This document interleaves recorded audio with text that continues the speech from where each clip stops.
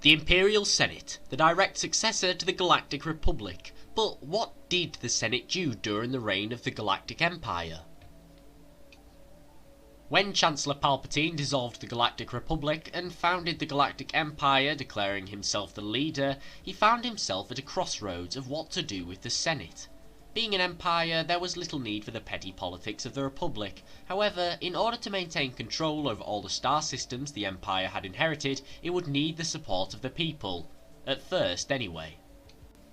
During the time of the Republic, Palpatine was incredibly popular and was largely seen as the one responsible for ending the war. For this reason, there was little need to disband a Senate which largely supported him, even when he declared himself Emperor. Palpatine, of course, did have opposition within the Senate, for example the Delegation of 2000, which was a petition formed shortly before the end of the Clone Wars, with the aim of restricting the Chancellor's emergency powers.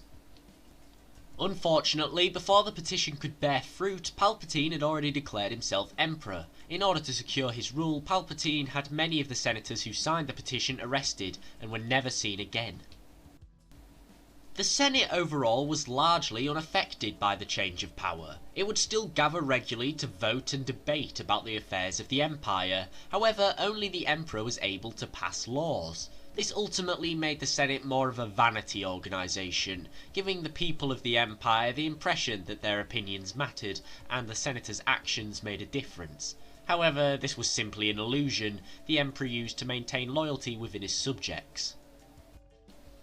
An example of the Senate's lack of power is when the Senate outlawed the T-7 ion disruptor rifle, a devastating and cruel weapon.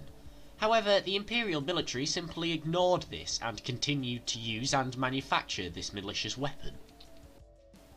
The Senate was constantly undermined by the military. Palpatine was a far greater supporter of the idea that his military would prove the backbone of his empire. This showed as time progressed, with military governors gaining more and more power, until the opinions of senators and people were completely overruled by the sheer brute force of the Imperial armed forces. Palpatine had always had the intention to dissolve the old Senate as soon as it had outlived its usefulness. This came when the Death Star Mark I was completed. No longer would Palpatine have to concern himself with the opinions of his subjects. They would live in fear of planetary annihilation. Palpatine used the arrest of Princess Leia Organa of Alderaan after she attempted to smuggle the plans of the Death Star to the Rebel Alliance as an excuse to disband the Senate, claiming that more rebel sympathisers would be hiding within the ranks of politicians. Within doing this, Palpatine had finally removed the last traces of the Galactic Republic from his empire. The Imperial Senate will no longer be of any concern to us. I have just received word that the Emperor has dissolved the Council permanently. The last remnants of the old Republic have been swept away.